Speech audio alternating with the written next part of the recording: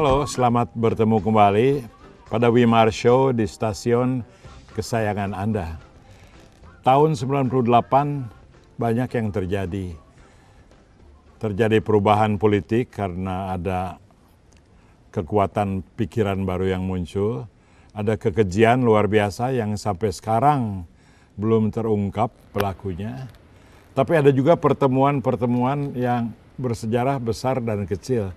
Bagi saya pribadi ada pertemuan yang bersejarah kecil barangkali karena kita orang biasa saja. Yaitu saya ketemu Sita Supomo pada saat sedang ada aksi-aksi namanya reformasi, walaupun saya kurang suka istilah itu, tapi katakanlah aksi reformasi yang menyangkut orang-orang yang bekerja di profesi-profesi yang tidak politis. Sita itu waktu itu bekerja di suatu perusahaan besar multinasional, tapi punya perhatian keprihatinan sosial yang besar, juga kawan-kawan saya yang lain. Ketemulah kita di forum aksi, tidak sampai demonstrasi, tapi aksi menyatakan suara. Oke, kalau film ini fast forward, kemudian sekian tahun berikutnya, saya ketemu dia kemarin, langsung harus jadi tamu TV, karena saya senang bagaimana hidup manusia itu jadi semacam sejarah. Saya tanya, Sita ngapain sekarang? Ternyata Sita Supomo adalah sekarang salah seorang pemimpin di kemitraan. Nah, bagaimana ceritakan, apa itu Partnership for Good Governance ya? Partnership for Governance. For Governance, oke. Kemitraan itu apa? Kemitraan ini adalah suatu lembaga non-profit yang awalnya adalah suatu project di bawah manajemen pengelolaan UNDP, multi trust fund yang didirikan untuk membantu proses-proses penguatan good governance di Indonesia. Sekarang dan bukan UNDP lagi tapi. Sekarang bukan UNDP, sekarang sudah fully independent dari UNDP. Jadi fundingnya dari mana ini? Fundingnya dari berbagai multi donor, ada dari AusAid, ada dari USAID, ada dari pemerintah Norway misalkan.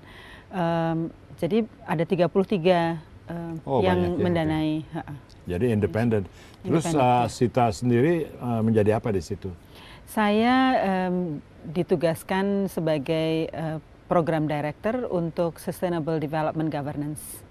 Sustainable Development Governance itu menyangkut environment, menyangkut green economy jadi dan sebagainya. Jadi ada 3 portofolio yang menjadi tanggung jawab saya, yaitu Poverty Eradication and Economic Governance, kemudian Sustainable Environmental Governance, dan satu lagi yang masih baru akan dikembangkan adalah Private Sector Governance.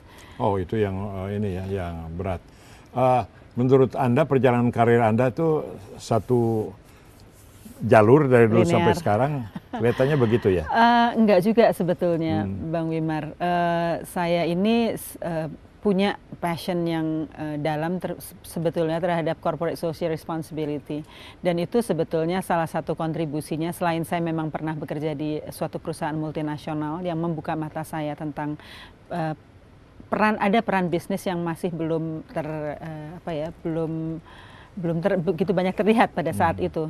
Dan kemudian karena keterlibatan saya pada proses reformasi kemarin tahun 98, di mana kami bergerak sebagai orang-orang yang biasanya ngantor, tidak politis, tidak pernah terlibat dalam kegiatan politik, urusannya cuma bagaimana mengerjakan pekerjaan kami sehari-hari. Tiba-tiba kami dihadapkan pada suatu situasi yang sulit. Saya waktu itu di sales ya, penjualan, di mana kemudian kami tidak lagi bisa menjual barang gitu ya.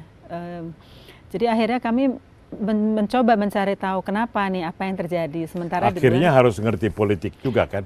Akhirnya kita menyadari bahwa kita tidak bisa memisahkan diri sepenuhnya dari politik, walaupun tidak kemudian kita harus berpolitik praktis ya. Dan teman-teman ada kemudian yang masuk partai juga setelah itu. Tapi prinsipnya pada saat itu kemudian kami berkumpul dan berusaha belajar bersama apa yang sebetulnya kita bisa sumbangkan untuk pada saat itu idealnya ikut membantu menegakkan demokrasi lah dari sisi tempat kami berada. Begitu. Kalau bicara soal politik praktis, sebetulnya politik melalui parpol juga mungkin menjadi tidak praktis karena parpolnya tidak disukai orang gitu ya. Jadi berpolitik itu pokoknya terlibat dalam isu masyarakat, mengerti, mempunyai sikap. Saya ingat Sita itu dulu juga setelah 98 pernah aktif dalam proyek yang melawan kekerasan terhadap wanita ya. Itu ada hubungannya dengan 98? Sebetulnya itu boleh dikata terbantu isunya dari 98. Kalau kita tahu bahwa kekerasan terhadap perempuan terjadi tidak hanya baru ini. Kapan saja ya. Ya betul, sudah lama, apalagi kalau kita bicara kekerasan dalam rumah tangga, kekerasan di tempat kerja. Tapi pada saat itu kalau Bang Wimar ingat ada perkosaan terhadap perempuan-perempuan keturunan khususnya. Nah, dorongan untuk kemudian melembagakan ada suatu lembaga yang bisa membantu mengurus kekerasan terhadap perempuan ini menjadi krusial.